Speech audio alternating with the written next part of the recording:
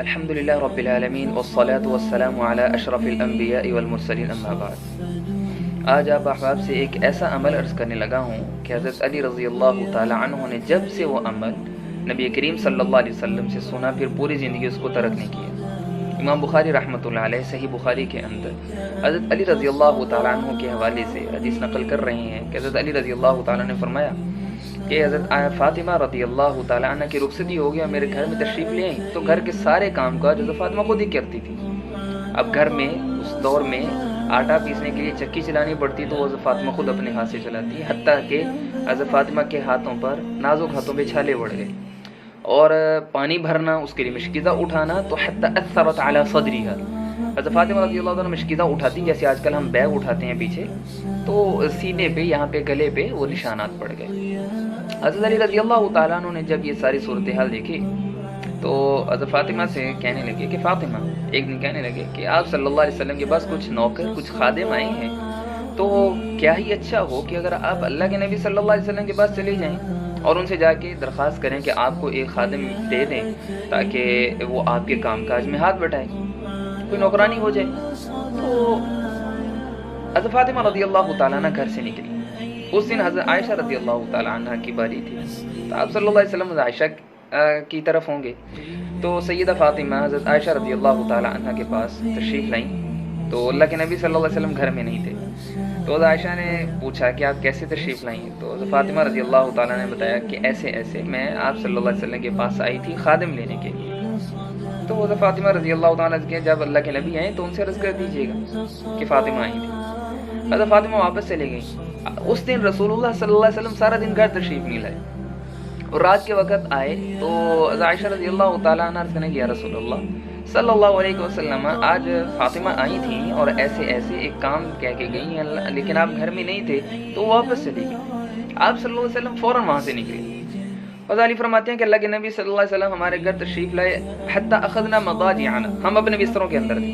اور دوسری روایت میں آتا ہے سبحان اللہ، حضرت علی فرماتے ہیں ہمارے پاس ایک چادر تھی اور ایک تکیہ تھا۔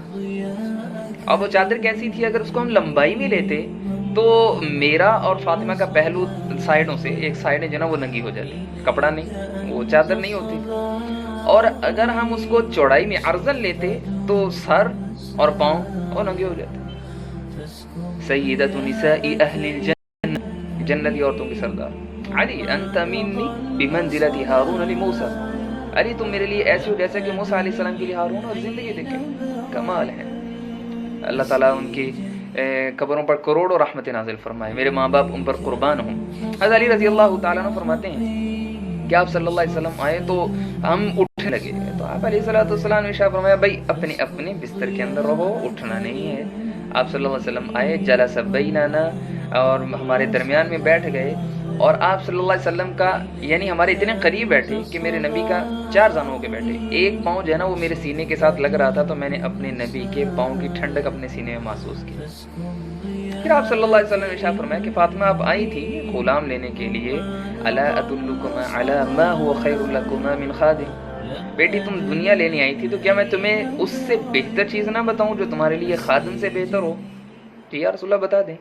تو میرے نبی صلی اللہ علیہ وسلم نے ارشاد فرمایا اذا آویتما الی فراشکما او اخذتما مضاجعکما، جب تم اپنے بستر میں آ جاؤ، لیٹنے کی تیاری میں ہو، سونے لگو، فکبر اللہ 34، تو تم دونوں نے اللہ اکبر 34 مرتبہ کہنا ہے، وسبح 33 واحمد 33، 33 مرتبہ تم نے سبحان اللہ، 33 مرتبہ تم نے الحمدللہ، اور 34 مرتبہ اللہ اکبر، تو یہ ٹوٹل 100 ہو جائے گا۔ یہ کلمات میں تو 100 ہیں، گنتی میں 100، کاؤنٹنگ میں یہ 100 ہیں، لیکن ان کا اجر 1000 نے کیے ہیں۔